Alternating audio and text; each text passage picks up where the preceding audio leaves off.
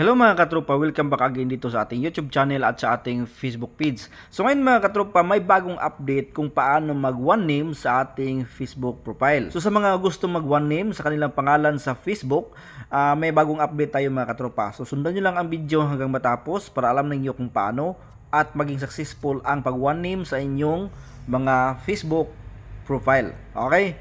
So una mga katropa, punta kayo sa Play Store. At dito i-search ninyo ang Facebook. Okay? So dapat updated ang inyong Facebook application.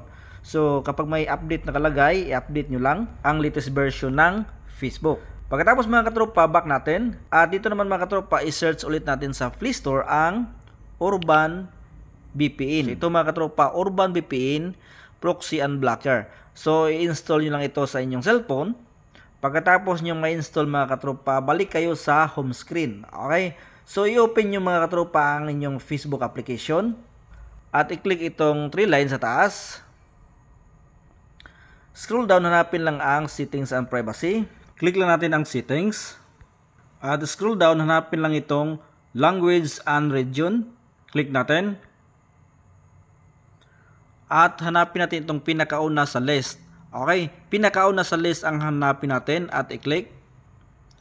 At dito mga katropa, hanapin natin ang Indonesia. Okay. So ito na mga katropa, ang Indonesia. Click lang natin. Pagkatapos mga katropa, i-click itong home button. Tapos dito na tayo sa Urban VPN. So i-open natin ang ating Urban VPN mga katropa. Dito tayo sa choose free. Okay. Click itong sa taas. At kailangan natin ng free lang. Okay? Click ang accept. Dito mga katropa, agree and continue lang. At dito naman, skip. Skip lang natin. At ma-open na ang ating Urban VPN. So kailangan dito mga katropa ay meron tayong Wi-Fi or data. May internet connection ang ating data para makakonect tayo sa Urban VPN. So kapag na-open na ang Urban VPN, click itong auto server sa taas. Pipili tayo ng server. At dito i-type natin ang Indonesia. Okay. So, kapag lumabas na ang Indonesia, click lang natin. So, mga katropa, click lang ang allow. Hintayin lang natin mag-connected ang ating Urban VPN. So, kapag may makikita ka ng susi sa taas at nagra-running na ang time, ibig sabihin ay connected na tayo sa ating Urban VPN. At ulitin ko, kailangan may internet connection kayo, Wi-Fi or data, para makakonect sa Urban VPN natin. So, ngayon mga katropa, i-click itong home button sa baba. Click itong Facebook app, i-open natin ang ating Facebook app at i-click itong 3 lines sa taas. Click itong gear icon. So paalala ko lang mga katropa, lahat na nakasulat dito ay Indonesia na kasi pinalitan natin kanina ng Indonesia language. So sundan nyo lang mabuti ang mga kiniklik ko dito para hindi kayo magkamali. Okay? So dito mga katropa sa Mita Pusat Akon, click mo lang ito. Click itong profile na may pangalan mo. Click itong profile again. At dito mga katropa, dito na tayo sa name. Click itong nama or name.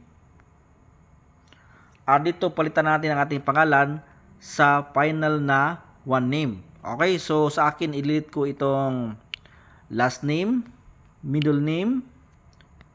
So sa akin mga katropa ay itira ko lang ang first name, pero depende na sa inyo kung anong gusto ninyong maging one name.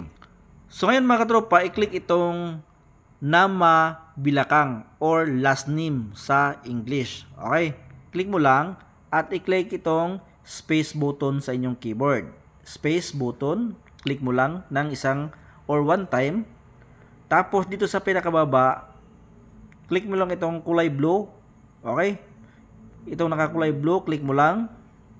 Para maging one name na ang inyong Facebook profile katulad dito.